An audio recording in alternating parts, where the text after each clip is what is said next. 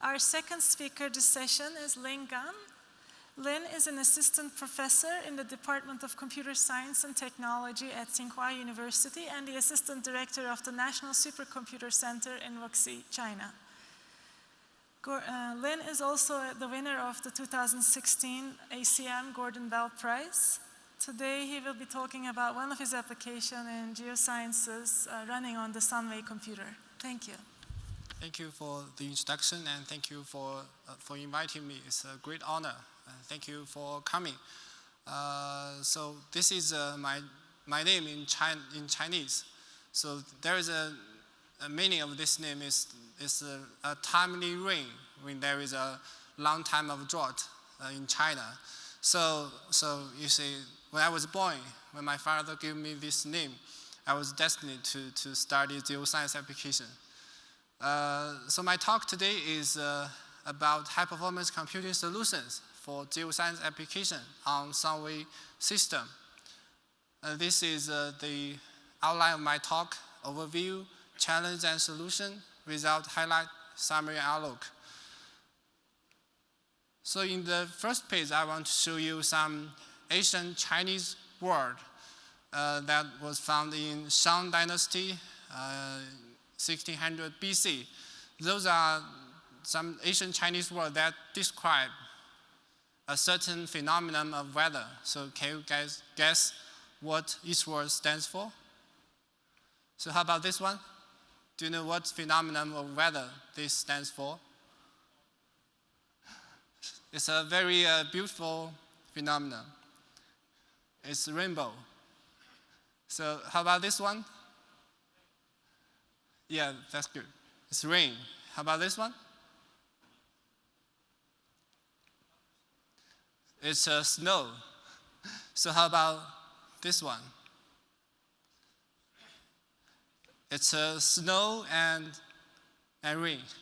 So you can find some rain inside the snow.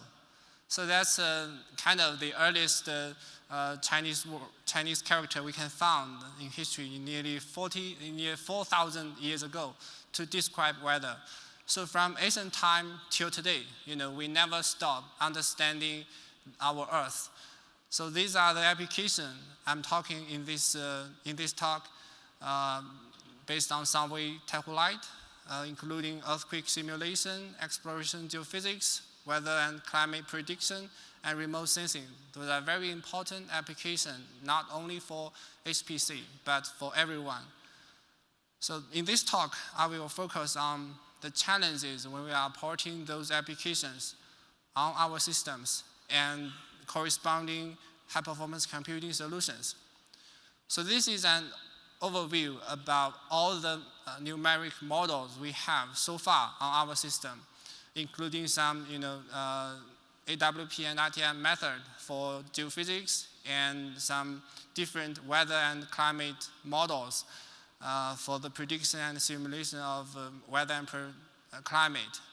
You can see we also developed a set of different softwares and libraries to support us during the development of those different models.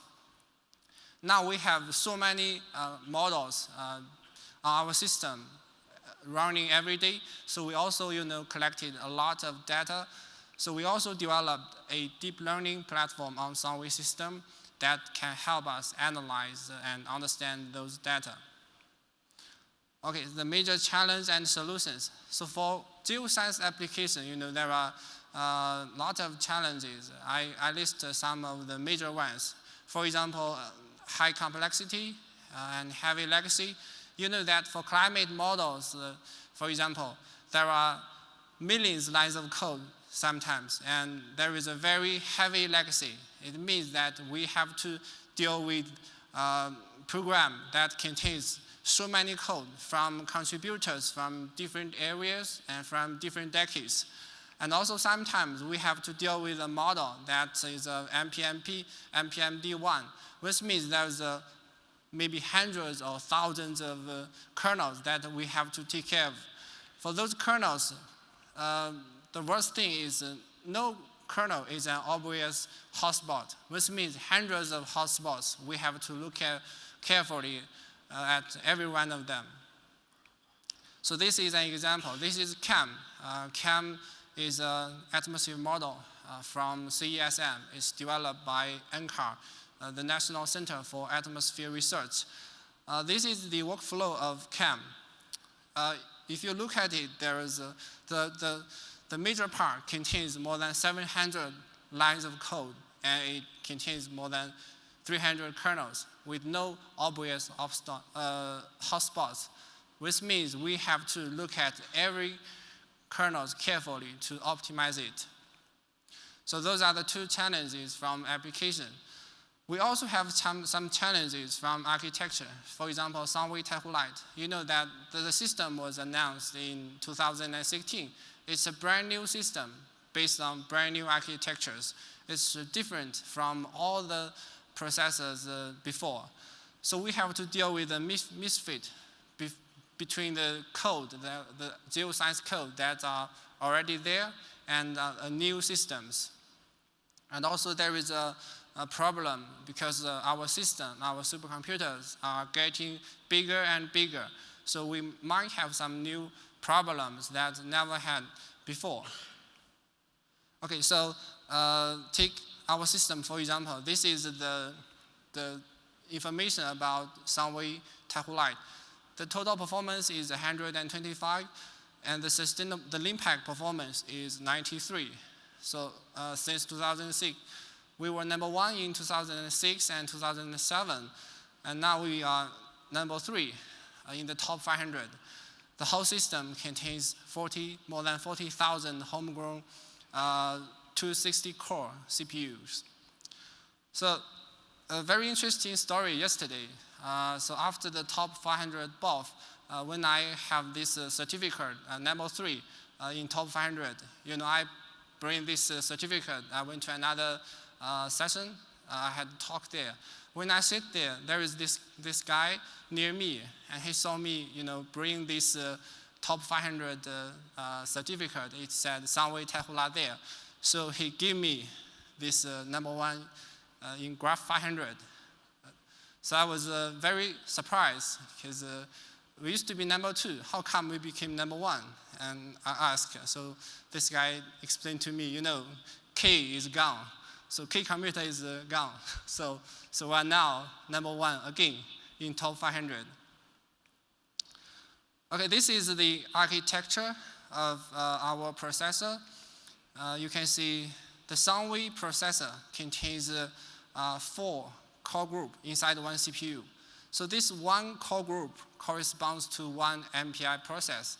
And this one core group contains a MPE, the management processing element, and the computing processing element, the CPE. The CPE cluster has 64 CPE cores that organized as 8 by 8 matrix. So there are some new features, special features for our system. You see, we have the host core and the slave core inside one single chip. So it's an on-chip heterogeneous architectures. And for each of the computing core, the slave cores, we don't have a cache. Instead, we have a 64 KB local memory. The other important feature is we have register communication there so that all the 64 cores can communicate with each other. Those are very special features for us, but it also sometimes offers some special ideas to do the optimizations, which I will introduce later. So this is the system hierarchy. If you were there to see our machine, this is a very smartly designed machine. So the whole machine looks like a 0, 1, and 0, right? So the 1 in the middle is the interconnect part that connects everything together. And the 2, the 2 zeros are the computing part that contains 40 computing rack, and 1 rack contains 4 supernodes. 1 supernode contains 256 CPUs. That's the system hierarchy. There are some important features. I've mentioned about the all-to-all communications inside one CPU based on register communication. We also have another level of all-to-all, which means all the CPU, all the 256 CPU inside one supernode can communicate with each other. Outside supernode, all the communication has to go to the central network. Okay, the last challenge is, when dealing with, I'm a HPC guy, when dealing with the geoscience application, we are always lack of people from different background. That's another difficult things, because geoscience applications are far more complex, and sometimes we really need people with different background that understand both geoscience knowledge and HPC in order to understand the whole part of the program. Okay, so for those challenges, here are the major solutions. The first thing is OpenACC. Sunway, our supercomputing center is an official member from the OpenACC organizations. So our Sunway OpenACC compiler is based on the OpenACC 2, and we made some modifications so that it is suitable for our special architecture. Our compiler is a directive-based and source-to-source compiler. So based on OpenACC, what you need to do is simply adding the directive before the loop, so that the compiler will do the parallelizations of your code onto our processor. But for geoscience applications, simply using OpenACC is not enough, because we always have some applications, some algorithms, some kernels that are far more complex. So sometimes we need to, before using OpenACC, do some modification of the loop to improve the performance. So this is an example of OpenACC. So this is a loop abstraction. We have loop A is computation body, loop B is body, and loop C. So this kind of loop might be originally designed for multi-core system with cats. So on this level, there might be a very small loop size. And on this level, this might be the fastest directions.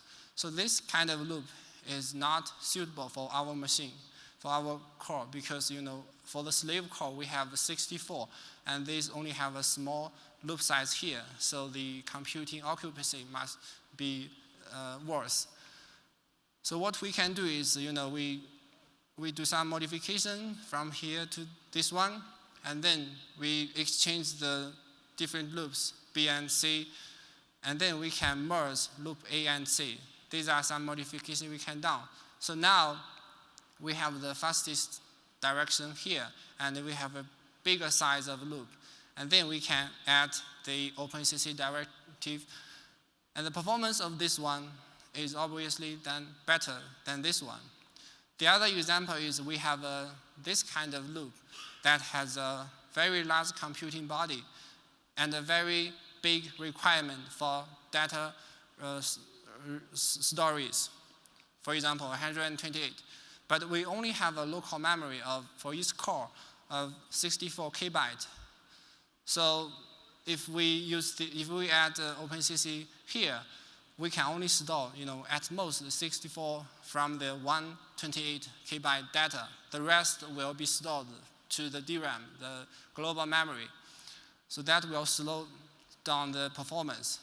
So what we can do, we can split into several smaller loops, loop A1, A2, and A3. So now we have a smaller computing body as well as a smaller requirement for the local memory. And then we can add the OpenACC directive. So the performance of this one is better than the performance of this one. So we have several other modifications. In reality, during the tunings of the geoscience applications, we try to design all the loop transformations into an auto tools, so that by using the tools, it will automatically do all the modifications and to improve the performance of OpenACC. Yeah, so we make OpenACC auto. But sometimes we have, some algorithm that is still very complex in terms of computation or communications. Using OpenACC is not enough because in OpenACC, you cannot use some special features like the register communication or something like the overlapping strategies. So we have another library called Ahtread. So Ahtread for Sunway system is like CUDA for GPU. Ahtread provides library or interfaces that you can use to design the exact pattern for computing or design the exact pattern for communication and so on. So based on Ahtread, we can now take more aggressive optimizations and make the best use of all those special features of our chip. For example, the heterogeneous feature and the parallel scheme of all the 64 cores. We can now assign different cores to do different jobs. And also for the 64 local memory that are very close to computing, they are very precious stories. So based on Ahtread, we can now design which part of data will be stored on the local memory. That part of data must be very frequently used. And also we can now use the register communications. Here is an example of using Ahtread. So this is a cube sphere mass from CAM, from the climate models. So we have this element as the computing unit. So if you use OpenACC, the compiler will assign this element to one CPU core. This is good as long as we have enough local memory to accommodate all the data inside this element. But otherwise, we can use Ahtread to decompose this element into several smaller elements, and each sub-element will be assigned to one CPU. So compared with this one, if you look at this one, there are two advantages. The first one is we're now using more CPU cores, so it's we have a better parallelism. And the second one is now the smaller one will have a smaller requirement for the local memories. If different sub-elements need to exchange data, we have core and core communication, the register communications, which is very fast.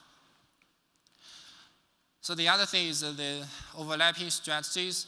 We have heterogeneous features, so we can assign the host core and the slave cores for different tasks that are doing at the same time.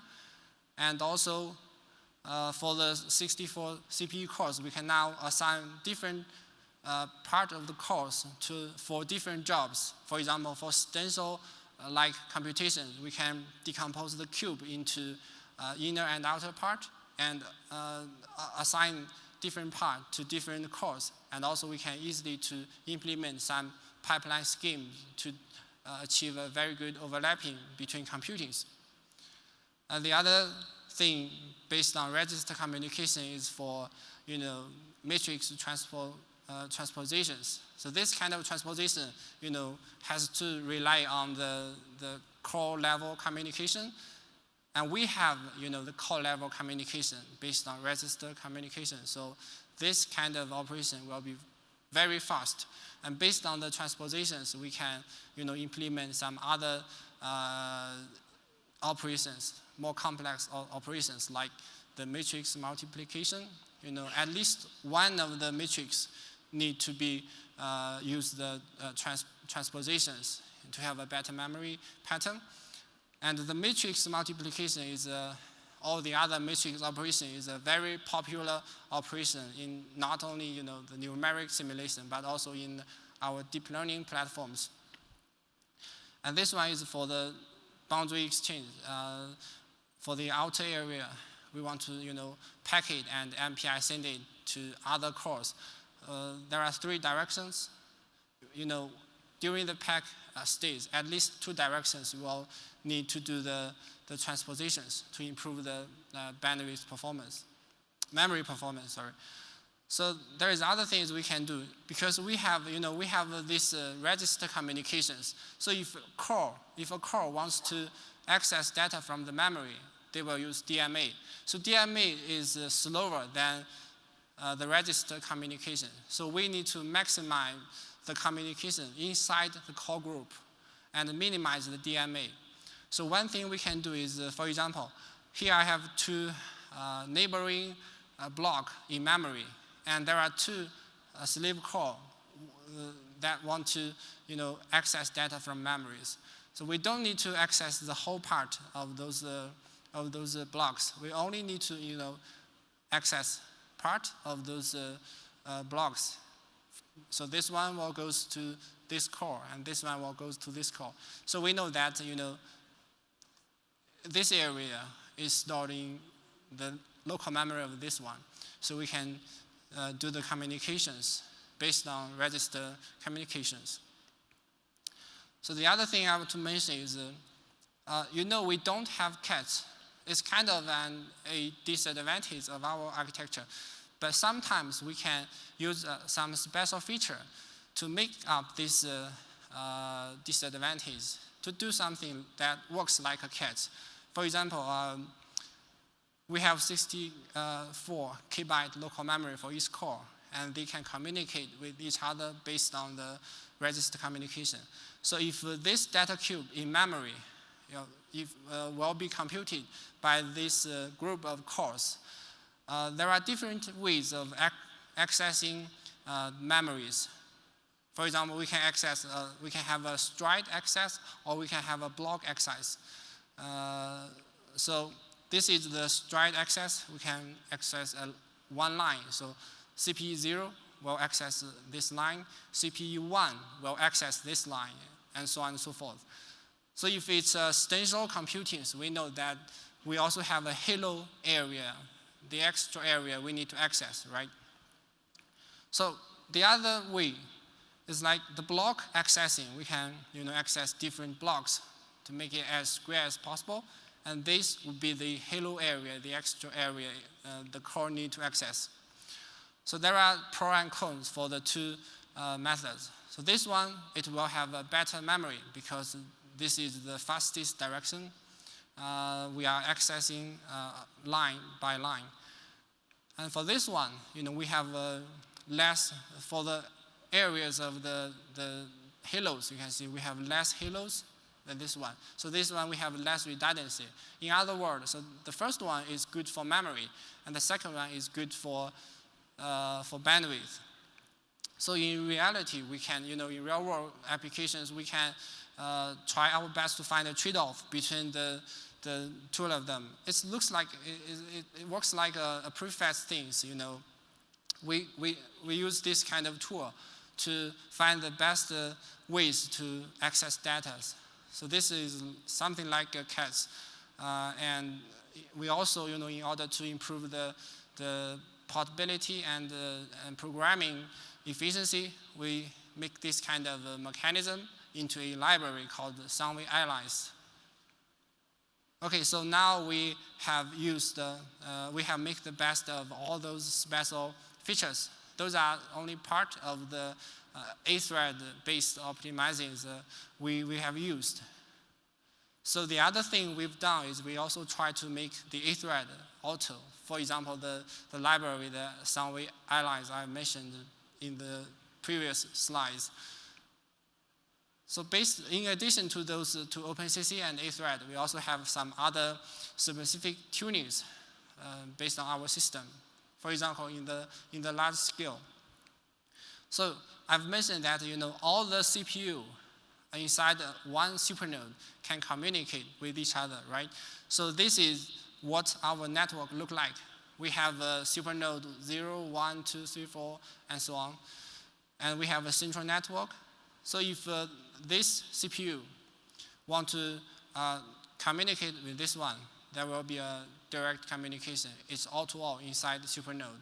But if this one want to communicate with this one, so the communication will have to go to the central network and then goes to this one. Okay, so based on this tree network, we can For example, for the geoscience, for climate model, for geophysics model, we can have some parallel I/O, so that we can split the I/O process in 2 steps.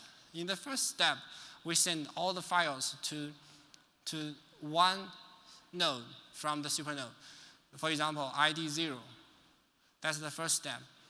And then the second step, we send all the files from this one to the rest inside the supernode, because that's all-to-all communications.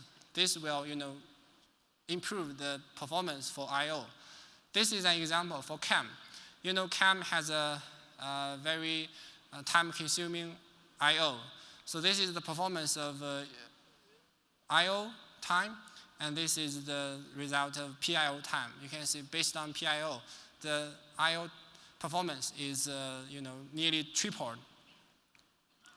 The other thing we want to do is, so this is the cubosphere mass we used for climate modeling. So we have 6 different paths. So if we don't specifically control the communication sequence, sometimes for these paths, there might be, it's 4 neighboring paths, all sending their message to this path. In that case, this path will have, 4 messages in and 1 message out. That's a communication imbalance. So what we can do is we specify the communication sequence, and we have 4 steps of communications in large scale for different paths. So if you look at, for example, path 0s, you can find that at each step, path 0 has only 1 communication in and 1 communication out.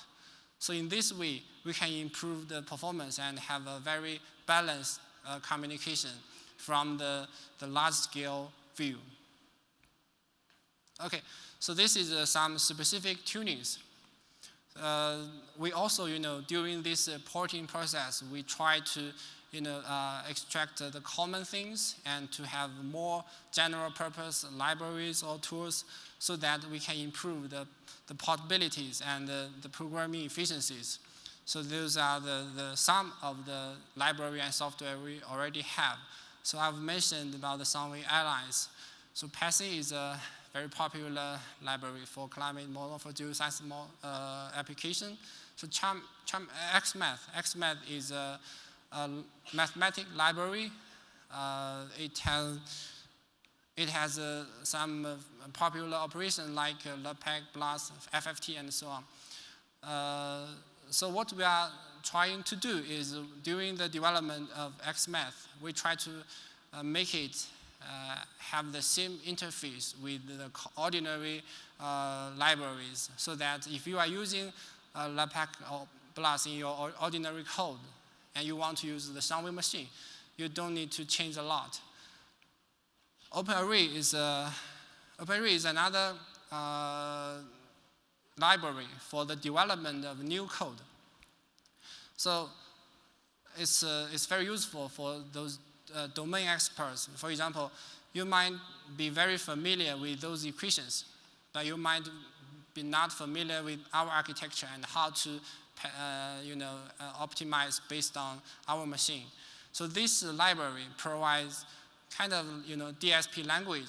So based on these equations, you only need to write something like this. And our compiler will, based on your distributions, generate the parallel code by itself. And this parallel code can be run on Sunway machines. So this is an example for this code. If you use OpenACC and Ahtread and program these equations on our system, that would be 60 lines. But if you use the OpenACC, there will be only 3 lines required, and it's much more easy. Okay, the last thing is the lack of people from different backgrounds. So we started, before the Sunway machine, our group, we started doing geoscience application nearly 1 decade ago. I'm sad to see that I am the only student at that time that stays this direction after graduations. So all the rest the students from this group that used to make contributions, they graduate and they went to deep learning company and deep learning directions. I'm the only one that stays, but I'm good so far. But in the beginning of our center, the National Supercomputing Center in Wuxi, we consider that. So if you look at the operating team of our supercomputing center, the team is actually from two different directions. So we are from the Institute of High Performance Computing, Department of Computer Science. That's also where I come from. And also we have faculties and students from HPGC team. That's High Performance Geocomputing team. It's from the Department of Earth System Science. So we have in the operating team, we have people from both areas. In addition to that, we also have collaborations with a lot of organizations in China, including Peking University, China Academy of Sciences, Beijing Normal University, and so on. So Beijing Normal University, for example, they are the top university, one of the top universities in China that is good at geoscience applications. And Chinese Academy of Sciences, it's very top agencies in China that are good at basically everything. But we collaborate with some institutes that are good at high performance computing or networkings. So by collaborating with all those organizations, we are now able to find students that can understand both the high performance computing knowledge and the knowledge from geoscience, from the domains. So it helps us a lot. So combining all of them together, we'll manage to solve all those challenges and have some very good results in different areas. So today I will only highlight some of those work. So the first work is earthquake simulation based on AWP. So this is the exciting result from this work. So based on AWP, we managed to, using 10 million cores, that's the whole machine size. We use 10 million cores and achieve a performance of nearly 19 pflops. And we managed to simulate the two earthquakes. One is a Wenchuan earthquake, and this one is Tangshan earthquake in 1976, and this one is Wenchuan earthquake in 2008. And this work is done in 2007. It won the Golden Bell Prize in that year, and also here in Denver. And this one was done last year. We have a paper last year. The other thing I want to mention is CESM. So we started, doing research on CESM nearly a decade ago. Now we managed to port CAM on Sunway system and achieve a performance like this. We have 4 simulation years per day in terms of the resolution of 25 kilometers, 21.5 simulation years per day in terms of 100 kilometers. And from these two pictures, you can find the performance I've mentioned. So you can see there are different items. For each item, there are three bars. So the first bar is the performance of simply using the MPE, the master core. The one in the middle is to further use OpenACC. And the third one is to use Ahtread. So for each different item, you can see using OpenACC, the performance is good. And using Ahtread, we will further improve the performance. So this one is different kernels from CAM. And this is the whole model performance based on different scalings. So what we are doing right now is we try to improve the OpenACC performance to make it higher. And also we try to make the Ahtread, better programmable. So this is a result using our machine to simulate the hurricane of Katrina. You can see this is the track, the whole life cycle of Katrina, and this is the intensities. The black lines are observations, and the red line is based on our simulation results on CSM. Okay, another application I want to say is WRF. WRF is also a famous weather forecast model developed by NCARS. So this is what we can achieve by porting WRF on our system. This is the strong scaling. This is the speed up in time. So I want to mention that WRF now is able to provide services for a lot of companies and agencies in China. This is an example. Invision is the leading company in China for wind powers. So OpenFOAM is a CFD kind of open source software. On our system, we also have OpenFOAM ported. So based on WRF and OpenFOAM, we are now able to provide service for the Invision company to provide very accurate predictions for the wind powers. Okay, the last part, summary and outlook. So the first thing I want to mention is what we are doing right now. So we have different climate models. So we are now also use Kepler. We try to build the Kepler workflow to support the profiling, the debugging, and the optimizing of all those models to make it more user-friendly to our domain experts. And if we consider all those platforms as we call it Geoscience models. In our system, we now have a lot of other softwares from other areas. For example, LAMPS, for example, GROMACS, for example, the OpenFOAM, and so on. There's a lot of other softwares that are available on our system. So for GROMACS, I think we have a paper this year at Supercomputing conference, and the talk of GROMACS will be tomorrow morning. So if you are interested in how we optimize GROMACS on Sunway machine, you can look at the schedule and go to the corresponding session tomorrow. It's a tech paper. So for all those systems, we want to make it, a software ecosystem. So all those software can not only, be available on this machine, but also on other Sunway machine and on the future generation of Sunway machine. So we want to have a better ecosystems.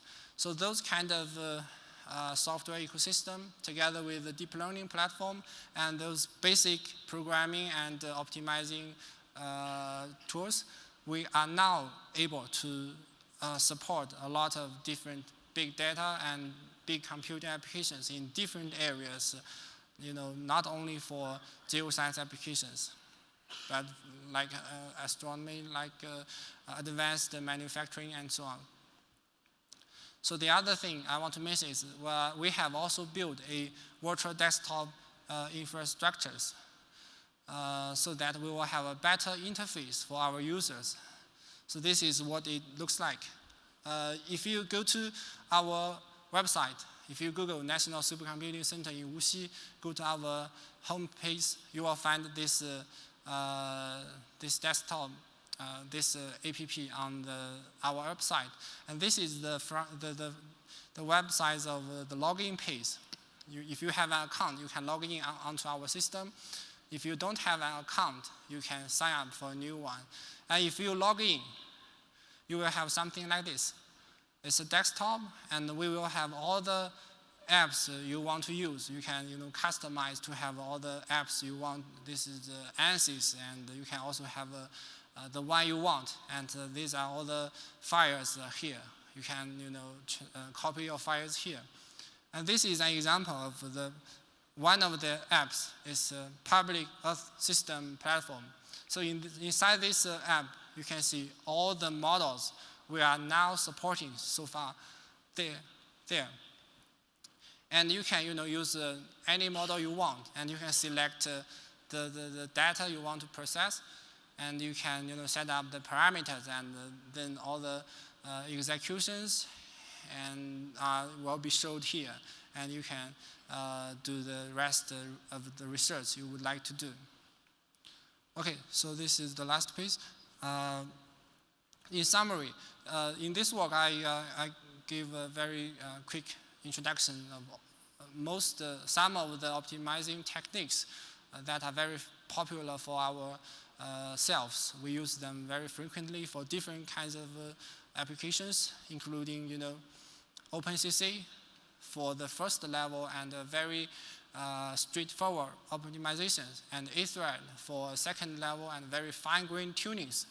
And also we have some specific tunings that make the best use of our specific features. One of the advantages of our system I would like to see is the thread level communications. During the past years, we both agree, all of our engineers agree that the register communication, thread level communication offers us huge flexibilities that we can make use of to do the optimizations. We can use it to achieve different kinds of data exchange and different types of data sharing and so on. But also we agree that thread level communication makes the programming more complex. So the thing we can do is we can make all the optimizing techniques into libraries or tools to improve the portabilities as well as to improve the programming efficiencies. So for the disadvantages, it might be, one of them might be we don't have cats, so we kind of lack of the patterns, like prefix things. What we can do is we can use what we have now to make up the architecture, the features, what we don't have. For example, the water cats I've mentioned, the Sunway Airlines library for data series. And the last thing I want to mention is we're now developing a software ecosystem. In addition to porting those very famous open source library and softwares, we're also developing our own kind of softwares in different areas, in like mathematics libraries, in CFD and so on. So we try to build a mature and good to use software system for this machine and for other machine and for next generation machines. Okay, those are the related work, all the papers we would like to appreciate. Because I don't have enough room, I only listed the leading authors, but all the rest of the co-authors are appreciated.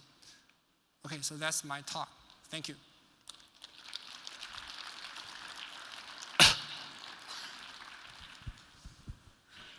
Thank you, Lin. We have time for a couple of questions.